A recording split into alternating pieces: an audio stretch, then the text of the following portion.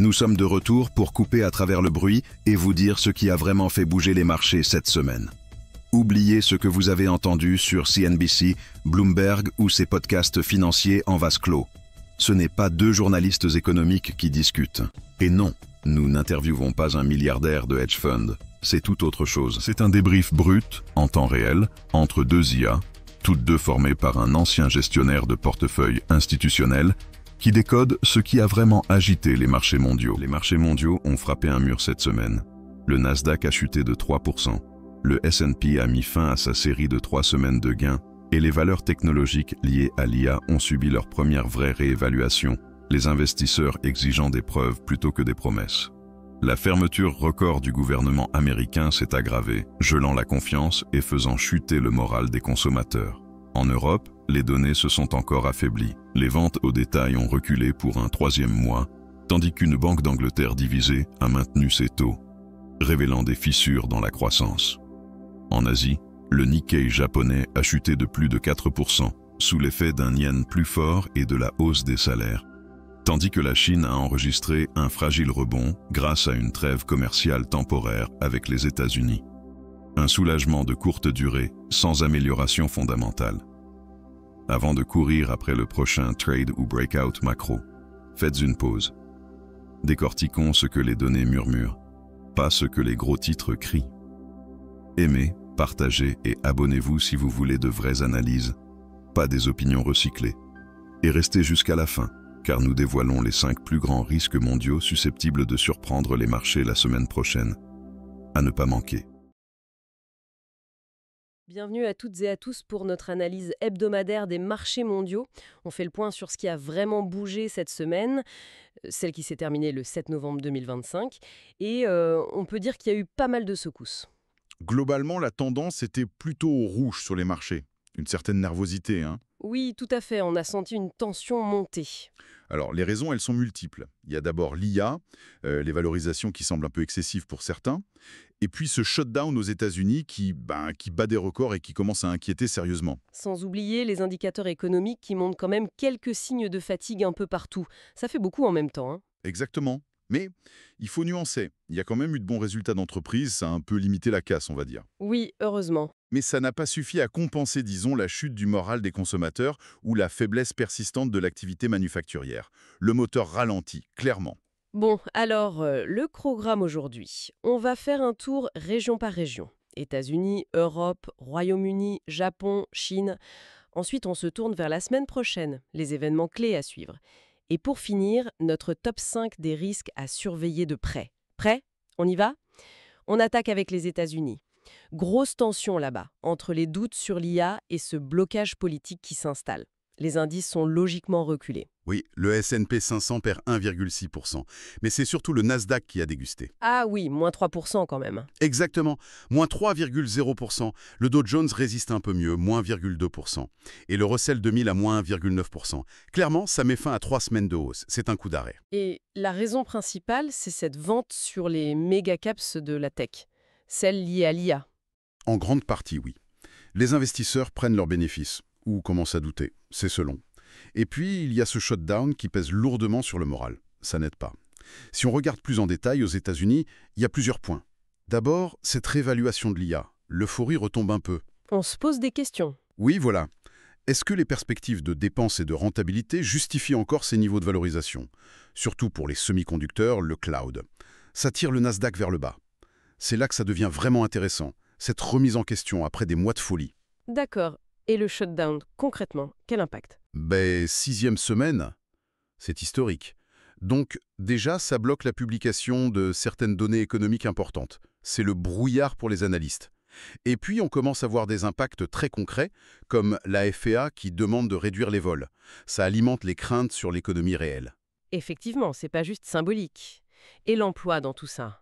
Justement, les signaux ne sont pas bons. Le rapport Challenger a montré 153 000 licenciements annoncés en octobre. C'est le pire octobre depuis 2003. Ah oui, quand même. Et les chiffres ADP des créations d'emplois privés. Très faibles, seulement 42 000.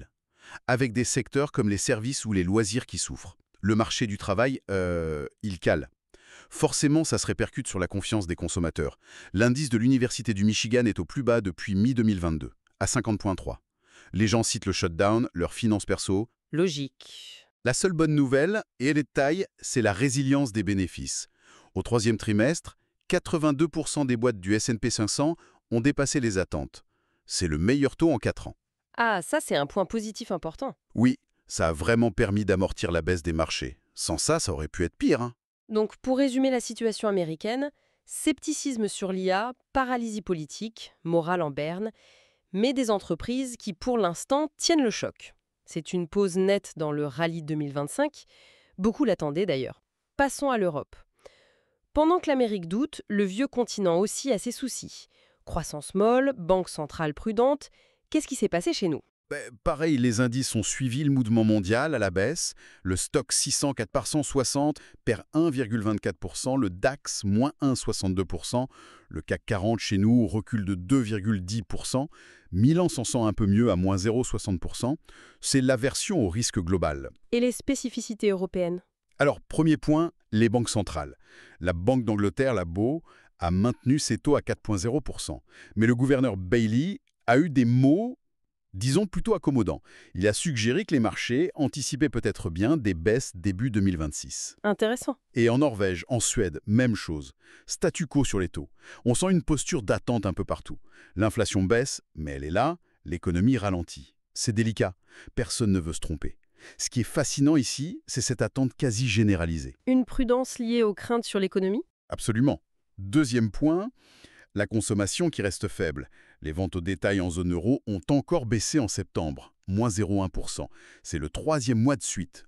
Les ménages freinent, clairement. Et le moteur allemand? Toujours un peu grippé? Oui, troisième point, la fragilité allemande. La production industrielle a rebondi plus 1,3%, mais moins qu'attendu. Et le ministère lui-même dit que le secteur manufacturier reste faible, c'est dire. Donc l'Europe est un peu coincée. Banque centrale hésitante, consommation faible, industrie allemande qui peine. Difficile d'être très optimiste pour les marchés européens à court terme. Disons que les rebonds risquent d'être fragiles sans signaux plus clairs de reprise économique. C'est un peu ça l'idée. Restons en Europe, mais allons voir au Royaume-Uni. La BOE joue la montre, on l'a vu. L'économie, elle, tient comment? Le FTSE 600 a moins baissé que les autres, moins 0,36%. Oui, une petite résilience, mais les problèmes de fond sont là. Sur la politique monétaire, le vote serré à la BOE, 5 contre 4 pour le statu quo, montre bien qu'il y a débat en interne. Mais comme on disait, le ton global du gouverneur Bailey a été perçu comme dovish, penchant vers un assouplissement. Ça laisse la porte ouverte à une baisse des taux, peut-être même en décembre, si l'inflation continue de reculer. Et les autres indicateurs? C'est mitigé. Les ventes au détail sont faibles, comme sur le continent, et les enquêtes montrent une pression croissante sur les finances des ménages. Pas de surprise là non plus. Donc le Royaume-Uni? Économie fragile, mais peut-être un peu d'air bientôt côté taux, si la situation économique continue de se tendre. À suivre. On file vers l'Est maintenant, le Japon. Là, la fête IA semble bien finie, et le yen a regagné du terrain. Par contre, la bourse a souffert. Le Nikkei 225 lâche plus de 4%. Oui, moins 4,07% pour le Nikkei et le Topix presque moins 1%. C'est une correction marquée après les records de fin octobre. Qu'est-ce qui s'est passé? Plusieurs choses. D'abord, la correction tech, très nette. Comme aux US, l'emballement sur l'IA et les semi-conducteurs s'est inversé. Remise en question des valorisations, prise de bénéfices massive, c'est un retour à la réalité. Ensuite, le yen s'est raffermi. Il est passé sous 153 pour $1, soutenu par des déclarations du ministre des Finances, Katayama, qui a mis en garde contre les mouvements de change unilatéraux. Un message assez clair. Et les taux longs japonais, ils bougent? Oui, et c'est un point clé. Le rendement du JGB 10 ans est monté à 1,68%. Pourquoi? Parce que le marché parie de plus en plus sur un resserrement de la politique de la Banque du Japon, la BOJ. Ah bon? Malgré une inflation réelle négative? Oui, parce que les salaires nominaux, eux, continuent de grimper. Plus 1,9% sur un an. Même si les salaires réels baissent encore, moins 1,4%, cette hausse nominale pourrait inciter la BOJ à normaliser un peu sa politique monétaire ultra souple. Si l'on relie cela à une perspective plus large, c'est significatif. Et puis, il y a la politique budgétaire. La première ministre Takaichi a promis un soutien pour les revenus et le moral. On attend un nouveau plan de relance ce mois-ci. Donc, pour le Japon, fin de l'euphorie IA, pause brutale sur les marchés et retour des anticipations de resserrement monétaire. Changement de climat. On termine ce tour d'horizon en Chine et la surprise, les marchés ont plutôt bien tenu, voire progressé. Oui, c'est le contre-pied de la semaine. Le CSI 300 gagne 0,82%, Shanghai plus 1,08% et Hong Kong plus 1,29%. C'est la deuxième semaine de hausse pour les actions continentales. Qu'est-ce qui explique cette résistance? Principalement la détente diplomatique avec les États-Unis. L'accord entre Xi et Trump pour une trêve d'1 an sur les tarifs douaniers, annoncé au sommet de l'APEC à Séoul, a vraiment soulagé les marchés. Une trêve d'1 an, c'est concret. Ça suffit à rassurer durablement? Disons que ça provoque un optimisme prudent. Le changement de ton est apprécié après des années de tension. Mais les analystes restent un peu sur leur garde. Et est-ce que c'est juste une pause tactique ou un vrai changement? Cela soulève une question importante. Cet apaisement sera-t-il durable? L'avenir le dira. D'autant que la croissance chinoise reste modérée.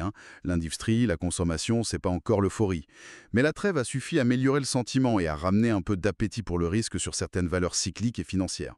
Ok, donc la Chine profite de l'accalmie commerciale, mais le ralentissement structurel de fond reste un sujet de préoccupation à moyen terme. Bon, après ce tour du monde, regardons devant nous. La semaine prochaine, du 10 au 14 novembre. Qu'est-ce qu'on surveille? Avec une grosse incertitude aux US à cause du shutdown, certaines publications pourraient être retardées, on les marque d'un astérisque. Aux États-Unis, donc, jeudi 13, potentiellement l'IPC d'octobre, le budget fédéral et les demandes d'allocation chômage, et vendredi 14, les ventes au détail d'octobre, l'IPP et les stocks des entreprises de septembre. Beaucoup d'incertitudes. Effectivement. En Europe, mardi 11, l'indice ZW allemand. Jeudi 13, le PIB britannique du T3 et le PIB mensuel de septembre. Et vendredi 14, la production industrielle en zone euro pour septembre. Au Royaume-Uni plus spécifiquement, mardi 11, le taux de chômage de septembre et jeudi 13, les chiffres de croissance du T3. Au Japon, rien de majeur prévu. On guettera surtout les détails du plan de relance et le yen. Et en Chine, dès lundi 10, l'IPC d'octobre.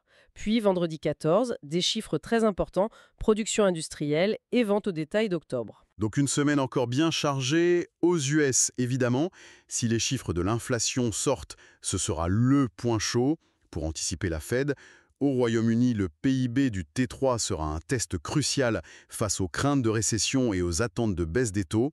En Chine, les chiffres d'activité d'octobre nous diront si l'optimisme post-trêve est justifié sur le terrain, un vrai test. Et en zone euro, le ZW et la production industrielle donneront le pouls de l'économie et potentiellement des indices sur la BCE. Parfait, on termine avec les points chauds, les zones de danger pour la semaine à venir, votre top 5 des risques. Alors voici les 5 points qui pourraient secouer les marchés. Risque numéro 1, le shutdown américain qui dure encore et encore. Pourquoi c'est chaud? On l'a dit, ça bloque les données, ça freine la croissance. Le danger? Chaque semaine en plus, ça pourrait coûter 0,1 à 0,2 points de PIB au T4. Et ça pèse sur le moral. Le signal à guetter, le moindre progrès au Congrès. Pour l'instant, c'est l'impasse. Risque numéro 2, la correction sur l'IA qui s'aggrave. Pourquoi c'est chaud? La tech a attiré tout le monde vers le haut. Si ça continue de baisser fort, ça entraîne tout. Le danger? Une chute plus profonde des leaders de l'IA pourrait provoquer une sortie massive des actions de croissance.